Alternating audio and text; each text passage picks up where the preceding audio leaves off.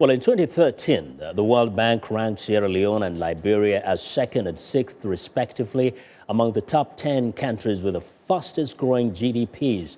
But the ongoing Ebola outbreak is threatening to change that. Financial institutions like the World Bank said the economies of the most affected countries are being hit hard, and the impact could grow if the Ebola epidemic is not quickly contained. VOA's Mariama Diallo has more. The death toll from Ebola in Liberia, Guinea and Sierra Leone is approaching 4,000. If the epidemic continues, the World Bank says the impact on the country's economies could be disastrous. At the gathering in Washington, the presidents of those three countries pleaded with global development leaders for help. Sierra Leone's Ernest Bai Koroma and Liberia's Ellen Johnson Sirleaf joined the conversation via video conference. Ebola is now causing great disruptions to agricultural, mining, manufacturing, construction, tourism, and transportation, and posing a significant threat to human development, state security, and poverty reduction. Government revenues are drying up. Restrictions imposed on air and sea travel resulted in increased cost of travel and increased commodity prices affecting the poor. The answer to this crisis. World Bank President Jim Young Kim says growth projections for 2014 have already been cut significantly and will be cut again next year if this disease is not contained. As much as $32.6 billion could be lost by the end of 2015.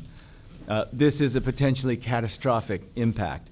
David Evans, a World Bank senior economist, says the countries have already been hit with serious losses. Across the three countries, we're seeing more than $350 million of lost output. What that means is that Sierra Leone, Liberia, and Guinea will be more than $350 million poorer than they would have been in the absence of this disease. Take West Africa's flight industry, for example.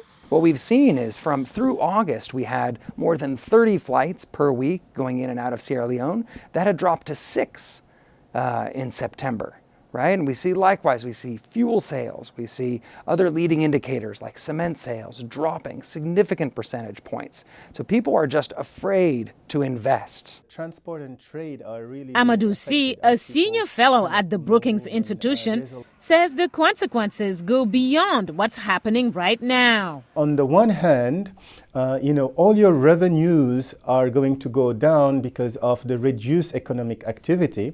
On the other hand, you have more expenditures, you have these health expenditures, security expenditures. So you're really having a fiscal deficit that is going to be much bigger than what you expected. Guinea's President Alpha Condé, who was at the meeting in person, confirmed that view, saying his country and others are going to need budgetary support to fund the fight against Ebola. In Washington, Mariama Diallo, VOA News.